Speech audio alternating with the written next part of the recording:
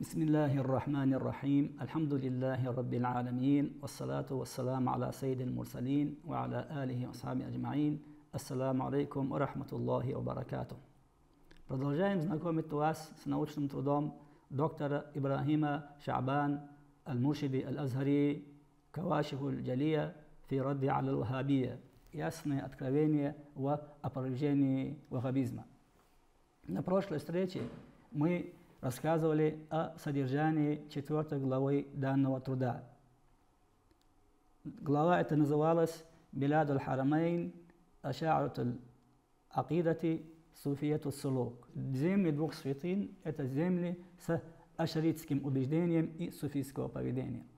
Говорили, что до появления в этих землях Ибн Абдул-Вахаба вера в Аллаха и его посланника была основана на методологии признанных ученых, и земля эта была полна праведниками.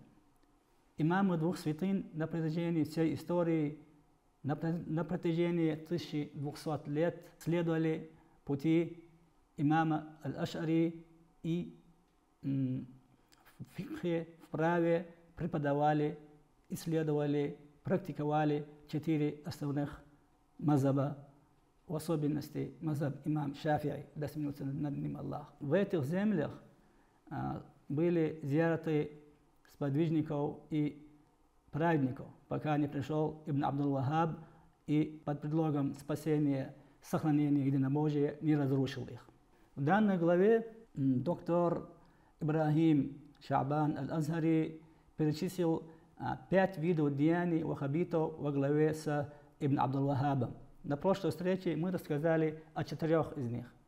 А именно, первый вид деяний, можно сказать, злодеяний ваххабитов на землях двух святынь – это разрушение куполов и могил сподвижников и праведников. Второй вид – обвинение в многобожии мусульман на землях двух святынь. И третий, еще опаснее, еще губительнее – это обвинение в многобожии, в неверии ученых двух святынь. И четвертый вид злодеяний ваххабитов на этих землях – их утверждение о том, что для любого, кто отклонится от их пути, наказанием будет адский огонь. Сегодня мы переходим к 5-му виду деяний ваххабитов на этих землях двух святынь, а именно такфиру аль-муслимина ва истибахату димаихим ва амвалихим. Обвинение мусульман в неверии и дозволение пролития их крови и конфискации их имущества. Вот как обосновывает это, оправдывает это авторитетный источник ваххабитов Ад-Дур аль-Саният и переводит следующие слова. Суть в том, что Коран и Сунна указывают на то, что тот, кто делает ангелов и пророков посредниками между ним и Аллахом, чтобы они заступились перед ним, перед Аллахом из-за их близости к Аллаху, как это делается с царями, то тот, кто совершает эти действия, является многобожником и дозволено их кровь и имущество, даже если они произносят шахаду. Ашхаду алла илляха илляллах ва ашхаду анна Мухаммадан Расулуллах. Я свидетельствую, что нет божества достойного поклонения, кроме Аллаха, и я свидетельствую, что Мухаммад – посланник Аллаха. Даже если он это произносит, эти слова, свидетельства, если он постится, молится и утверждает, что он мусульман, все равно ваххабиты дозволяют пролитие их крови и конфискацию их имущества. Далее в этом источнике, в Ад-Дур аль-Санияте, приводится: сыновей шейха, то есть последователей шейха, по их мнению, Ибн Абдул-Вахаба и ученого Хамада ибн Насара спросили о многобожнике, который произносит слова свидетельства «Нет Бога, кроме Аллаха» во время военной ситуации. На что этот ученый ответил следующим образом. Ответ этот требует разъяснения, говорит он. Если многобожник не произносит эти слова свидетельства, будучи мушриком и неверным, то эти слова свидетельствуют о его исламе, его нельзя трогать, наказывать, и это свидетельство его является признаком того, что он является мусульманином. Потому что, говорит Хамад бин Насир, во время пророка, мир ему благословен Аллаха, многобожники не произносили слов свидетельства. И в этом смысл хадисов о запрете крови и имущества тех, кто сказал «нет Бога, кроме Аллаха». Но если многобожник заявляет, что нет божества, кроме Аллаха, будучи неверующим и вероотступником, и совершает действия, ведущие к неверию, то его убивают, и его кровь и имущество дозволены, как это сказал Абу Бакр Умару, да будет он им Аллах. Когда некоторые мусульмане стали вероотступниками после смерти посланника Аллаха, мир ему и благословение Аллаха, и среди них была группа, которая засвидетельствовала, что нет божества, кроме Аллаха, и Мухаммад, посланник Аллаха, и они совершали молитву, но отказались платить закат. Здесь доктор Ибрахим Ша'бан Аль-Азхари обращает наше внимание на то, что как этот ученый-ваххабит отождествляет убийство единобожников, ищущих заступничество, то есть совершающих тавассуль, с убийством тех, с кем сражался Абу Бакр, и тех, кто был в числе вероотступников из-за своего отрицания обязанности уплачивать закат. Доктор Ибрахим Ша'бан спрашивает, разве одинаковый тот, кто произносит шахаду и при этом отрицает и отвергает один из столпов религии, а именно выплат заката, и тот, кто ищет заступничество у праведников и произносит шахаду. Далее доктор добавляет, несомненным фактом является то, что тавассуль дозволен единогласным мнением имамов религии, за исключением хариджитов. Если же они, хариджиты, расходятся с мнением большинства, то они, хариджиты, объявляют это большинство в неверии, заблуждении. Об этом отдельно речь пойдет в других главах, говорит доктор Ибрахим Ша'бан Аль-Азхари. Далее в своем труде доктор Ибрахим Ша'бан Аль-Азхари приводит цитаты, свидетельствующие о том, что как распространилось многобожие в землях, мусульманских землях, начиная с земель двух святынь, далее Египет, Йемен, Алеппо, Дамаск, Ирак. От Дурру Сания доходит даже до того, что посещение зияртов Аббаса, Али, да будет он имя Аллах, Абу Ханифы, Ма'руф аль-Кархи, шейха Абдул-Кадира является многобожием и возрождением традиций до исламского невежества, джахилии.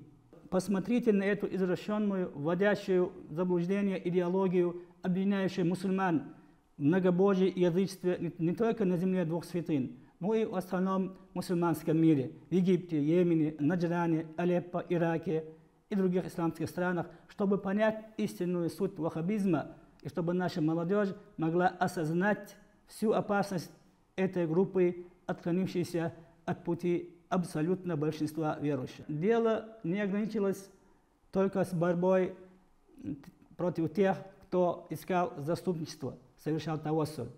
Напротив, ваххабиты, говорит доктор имам Ибрахим Ша'бан Аль-Азхари, ваххабиты считали, говорит доктор Ибрахим Аднан Аль-Азхари, что ваххабиты считали, что с тем, кто отрекся от ислама и не уверовал, нужно сражаться, воевать, пока они не уверуют. И доктор спрашивает, мы не знаем, в чем тогда заключается терпимость в религии, где же отсутствие принуждения людей к принятию ее. Это и есть джихад ваххабитов, понятный им, никакого другого они не знают. Далее в своем труде доктор Ибрахим Ша'бан Аль-Азхари приводит слова Ибн Абдул-Вахаба, который оправдывает убийство мусульман аятом священного Корана.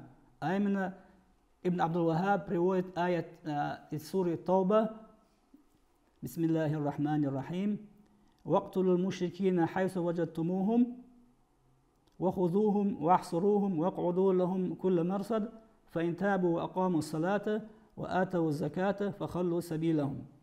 То есть убивайте многобожников, где бы вы их не обнаружили, берите их в плен, осаждайте их, устраивайте против них засаду. Если же они раскаются, то и станут совершать намаз и выплачивать закат, то отпустите их.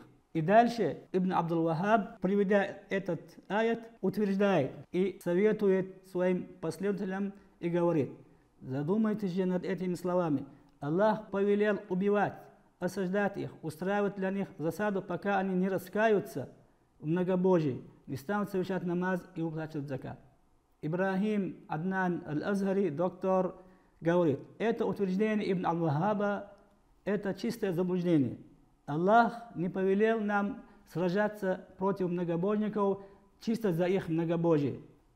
Аллах не повелел нам сражаться с теми, чье убеждение, акида, отличается от нашей. Всевышний Аллах не повелел нам сражаться, если только не было состояния войны. Что же касается тех, кто заключил с нами мир из числа многобожников, но не ответил на исламский призыв, то сражаться с ними недопустимо.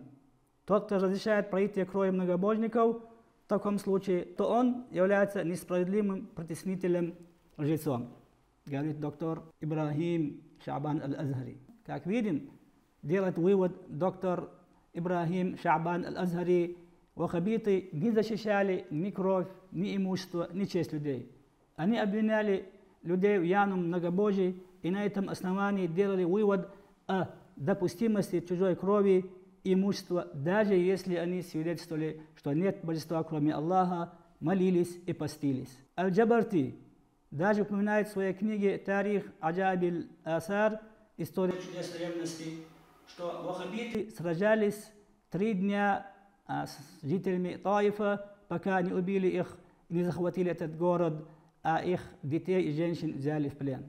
Эти и другие вещи говорят нам о том, что ваххабизм был насильственно насажден на землях 2 святынь Ибн Абдул-Вахабом, который не знает пути праведных предшественников, салафов, не обладает знаниями, а вместо этого видит только нововведение мусульман, обвиняет их в многобожии и заблуждении, что было ясно видно с момента зарождения ваххабизма до тех пор, пока не пришли такие люди, как Хамид Аль-Факи, Халил Харрас, Ибн Баз, Ибн Усаймин, Аль-Альбани, Аль-Фаузан, Аль-Хавали, Аль-Мадхали, Аль-Хуайни, Аль-Адауи и им подобные, которые обвинили умму в многобожии и заблуждении, критиковали самых авторитетных ученых, признанных алимов религии, и все это под лозунгом сохранения единобожия.